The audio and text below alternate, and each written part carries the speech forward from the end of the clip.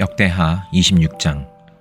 유다에 온 백성은 우시아를 왕으로 삼아 그의 아버지 아마샤의 뒤를 잇게 하였다. 그가 왕이 되었을 때에 그는 16살이었다.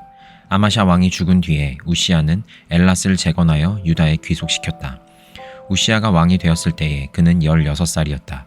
그는 예루살렘에서 52해 동안 다스렸다. 그의 어머니 여골리아는 예루살렘 태생이다. 그는 자기의 아버지 아마샤가 한 모든 일을 본받아서 주님께서 보시기에 올바른 일을 하였다. 그의 곁에는 하나님을 경외하도록 가르쳐주는 스가랴가 있었는데 스가랴가 살아있는 동안 우시아는 하나님의 뜻을 찾았다. 그가 주님의 뜻을 찾는 동안은 하나님께서 그가 하는 일마다 잘 되게 하여 주셨다. 우시아가 전쟁을 일으켜 블레셋과 싸우고 가드성과 야분의 성과 아스돗 성의 성벽들을 헐고 아스돗 땅과 블레셋 지역 안에 성읍들을 세웠다. 그는 하나님의 도움을 받아서 블레셋 사람과 구르바알에 사는 아라비아 사람과 마온 사람을 쳤다. 아몬 사람이 우시아에게 조공을 바쳤다. 우시아가 매우 강하게 되었으므로 그의 이름이 저 멀리 이집트 땅에까지 퍼졌다. 우시아는 예루살렘의 성 모퉁이 문과 골짜기 문과 성 굽이 이 세 곳에 망대를 세우고 그곳을 요새로 만들었다. 그에게는 기르는 가축이 많았다. 언덕지대와 평지에는 농부들을 배치시켰고 산간지방에는 포도원을 가꾸는 농부도 두었다.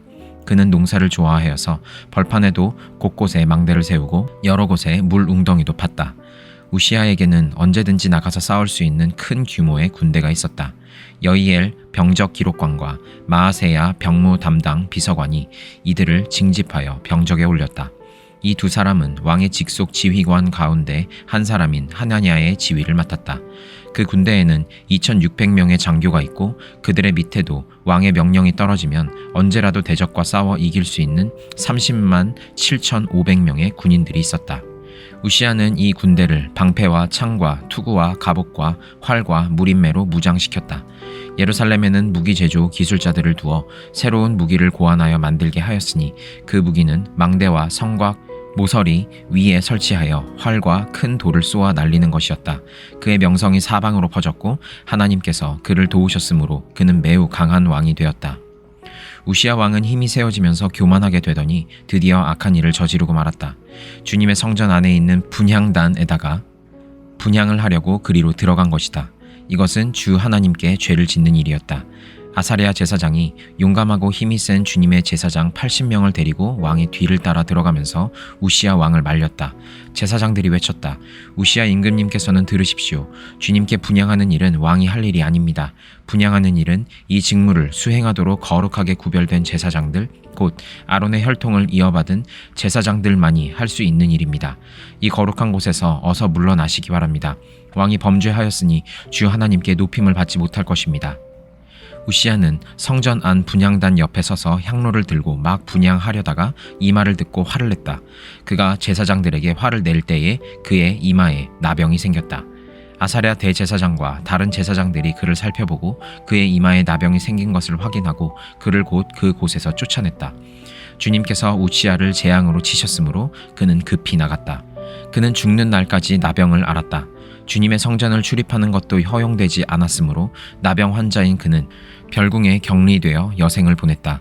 왕자 요담이 왕실을 관리하며 나라의 백성을 다스렸다. 우시아의 통치 기간에 있었던 다른 사건들은 초기의 것에서부터 후대의 것에 이르기까지 아모스의 아들 예언자 이사야가 기록하여 두었다. 우시아가 죽어서 그의 조상과 함께 잠드니 그가 나병 환자였다고 해서 왕실 묘지에 장사하지 않고 왕가에 속한 변두리 땅에 장사하였다. 왕자 요담이 아버지의 뒤를 이어서 왕이 되었다. 요한계시록 13장. 나는 바다에서 짐승 하나가 올라오는 것을 보았습니다.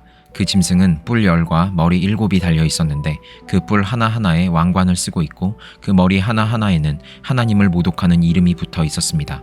내가 본 그 짐승은 표범과 비슷한데 그 발은 곰의 발과 같고 그 입은 사자의 입과 같았습니다. 그 용이 자기 힘과 왕위와 큰 권세를 이 짐승에게 주었습니다. 그 머리들 가운데 하나는 치명상을 입은 듯하였습니다. 그러나 그 치명적인 상처가 나으니 온 세상은 놀라서 그 짐승을 따라갔습니다. 용이 그 짐승에게 권세를 주니 사람들은 그 용에게 경배하였습니다. 또 그들은 누가 이 짐승과 같으랴, 누가 이 짐승과 맞서서 싸울 수 있으랴 하고 말하면서 그 짐승에게 경배하였습니다. 그 짐승은 큰 소리를 치며 하나님을 모독하는 말을 하는 입을 받고 42달 동안 활동할 권세를 받았습니다. 그 짐승은 입을 열어서 하나님을 모독하였으니 하나님의 이름과 거처와 하늘에 사는 이들을 모독하였습니다.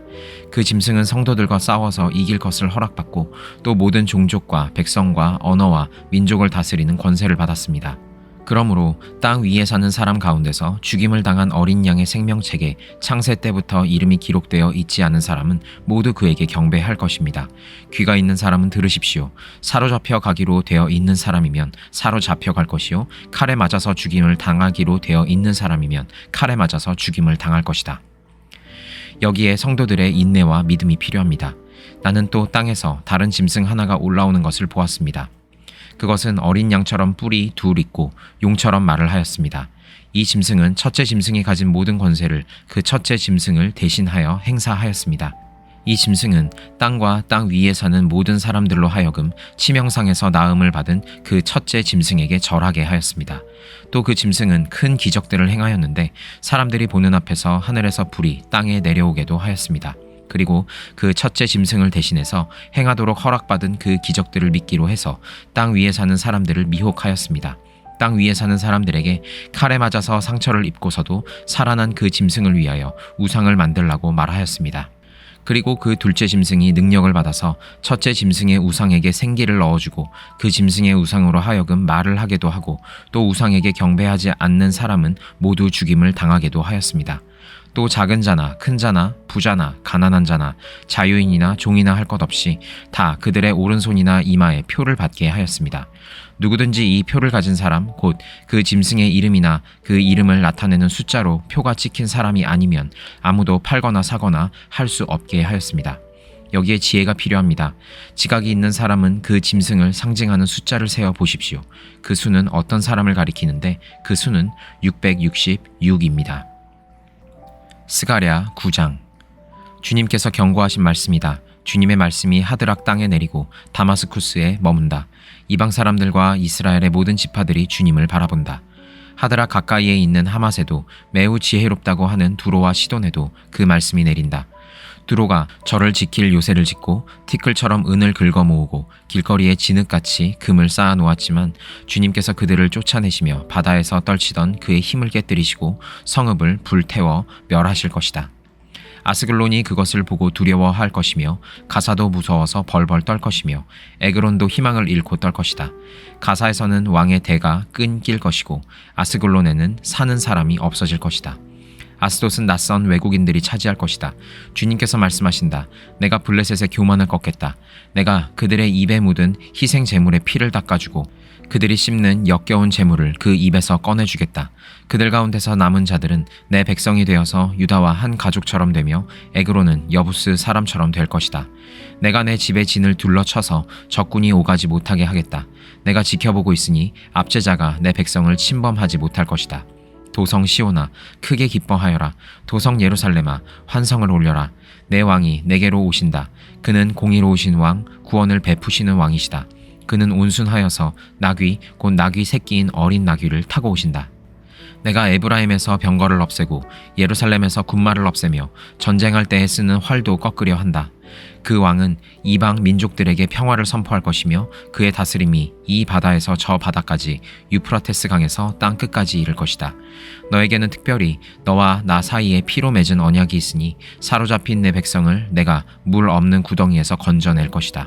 사로잡혔어도 희망을 잃지 않은 사람들아 이제 요새로 돌아오너라. 오늘도 또 말한다. 내가 내게 2배로 갚아주겠다. 유다는 내가 당긴 활이다. 에브라임은 내가 먹인 화살이다. 시온아 내가 내 자식을 불러 세워서 그리스의 자식을 치게 하겠다. 내가 너희를 용사의 칼로 삼겠다. 주님께서 그의 백성에게 나타나셔서 그의 화살을 번개처럼 쏘실 것이다. 주 하나님이 나팔을 부시며 남쪽에서 회리바람을 일으키며 진군하신다. 만군의 주님께서 백성을 보호하실 것이니 그 백성이 원수를 섬멸하여 무림에 돌 던지는 자들을 짓밟을 것이다. 백성은 그들의 피를 포도주처럼 마실 것이며 그들은 피가 가득한 동이와도 같고 피로 흠뻑 젖은 제단 뿔과도 같을 것이다. 그날에 주 그들의 하나님이 백성을 양떼같이 여기시고 구원하셔서 그들을 주님의 땅에 심으시면 그들은 왕관에 박힌 보석같이 빛날 것이다. 아, 그들이 얼마나 좋고 얼마나 아름다운가. 총각들은 햇 곡식으로 튼튼해지고 처녀들은 새 포도주로 피어날 것이다. 요한복음 12장. 6월절 엿새 전에 예수께서 베다니에 가셨다. 그곳은 예수께서 죽은 사람 가운데 살리신 나사로가 사는 곳이다. 거기서 예수를 위하여 잔치를 베풀었는데 마르다는 시중을 들고 있었고 나사로는 식탁에서 예수와 함께 음식을 먹고 있는 사람 가운데 끼어 있었다. 그때에 마리아가 매우 값진 순 나드 향유 한 근을 가져다가 예수의 발에 붓고 자기 머리털로 그 발을 닦았다. 온 집 안에 향유 냄새가 가득 찼다. 예수의 제자 가운데 하나이며 장차 예수를 넘겨줄 가룟 유다가 말하였다. 이 향유를 300데나리온에 팔아서 가난한 사람들에게 주지 않고 왜 이렇게 낭비하는가? 그가 이렇게 말한 것은 가난한 사람을 생각해서가 아니다. 그는 도둑이어서 돈자루를 맡아 가지고 있으면서 거기에 든 것을 훔쳐내곤 하였기 때문이다. 예수께서 말씀하셨다. 그대로 두어라. 그는 나의 장사 날에 쓰려고 간직한 것을 쓴 것이다. 가난한 사람들은 언제나 너희와 함께 있지만 나는 언제나 너희와 함께 있는 것이 아니다. 유대 사람들이 예수가 거기에 계신다는 것을 알고 크게 떼를 지어 몰려왔다. 그들은 예수를 보려는 것만이 아니라 그가 죽은 사람들 가운데서 다시 살리신 나사로를 보려는 것이었다. 그래서 대제사장들은 나사로도 죽이려고 모의하였다. 그것은 나사로 때문에 많은 유대 사람이 떨어져 나가서 예수를 믿었기 때문이다.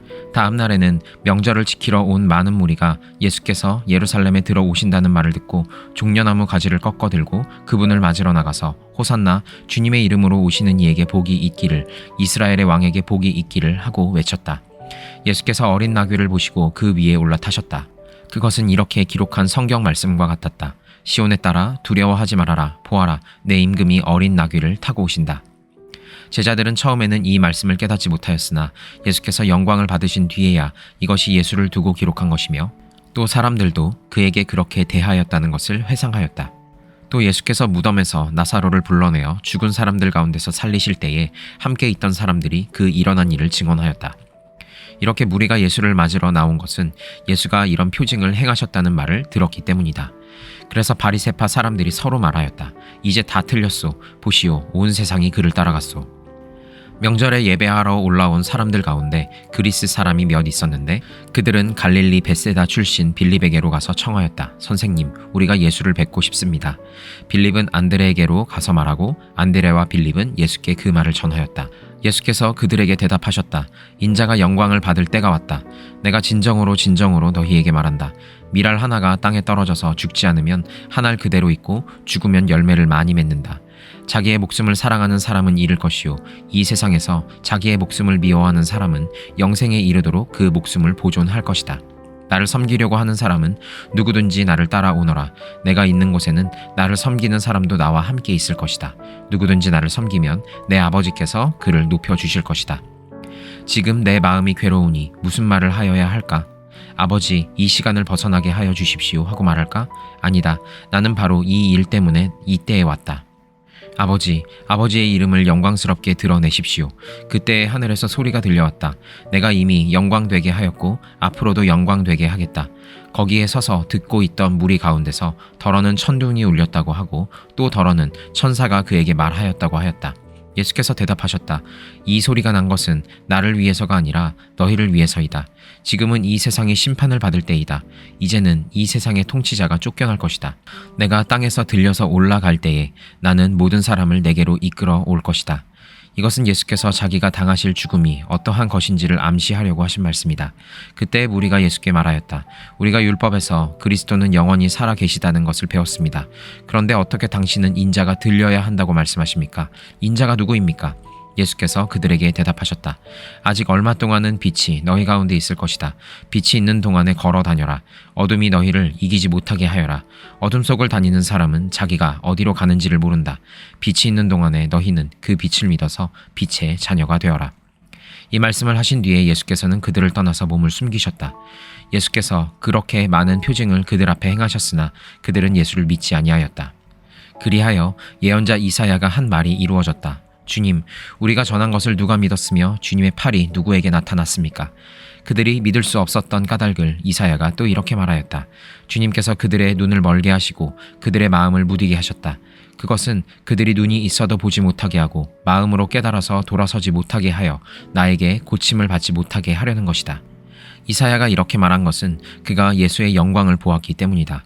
이 말은 그가 예수를 가리켜서 한 것이다. 지도자 가운데서도 예수를 믿는 사람이 많이 생겼으나 그들은 바리새파 사람들 때문에 믿는다는 사실을 드러내지는 못하였다. 그것은 그들이 회당에서 쫓겨날까봐 두려워하였기 때문이다. 그들은 하나님의 영광보다도 사람의 영광을 더 사랑하였다. 예수께서 큰 소리로 말씀하셨다. 나를 믿는 사람은 나를 믿는 것이 아니라 나를 보내신 분을 믿는 것이요 나를 보는 사람은 나를 보내신 분을 보는 것이다. 나는 빛으로서 세상에 왔다. 그것은 나를 믿는 사람은 아무도 어둠 속에 머무르지 않도록 하려는 것이다. 어떤 사람이 내 말을 듣고서 그것을 지키지 않는다 하더라도 나는 그를 심판하지 아니한다. 나는 세상을 심판하러 온 것이 아니라 구원하러 왔다. 나를 배척하고 내 말을 받아들이지 않는 사람을 심판하시는 분이 따로 계시다. 내가 말한 바로 이 말이 마지막 날에 그를 심판할 것이다. 나는 내 마음대로 말한 것이 아니다. 나를 보내신 아버지께서 내가 무엇을 말해야 하고 또 무엇을 이야기해야 하는가를 친히 나에게 명령해 주셨다. 나는 그의 명령이 영생인 줄 안다. 그러므로 나는 무엇이든지 아버지께서 나에게 말씀하여 주신 대로 말할 뿐이다.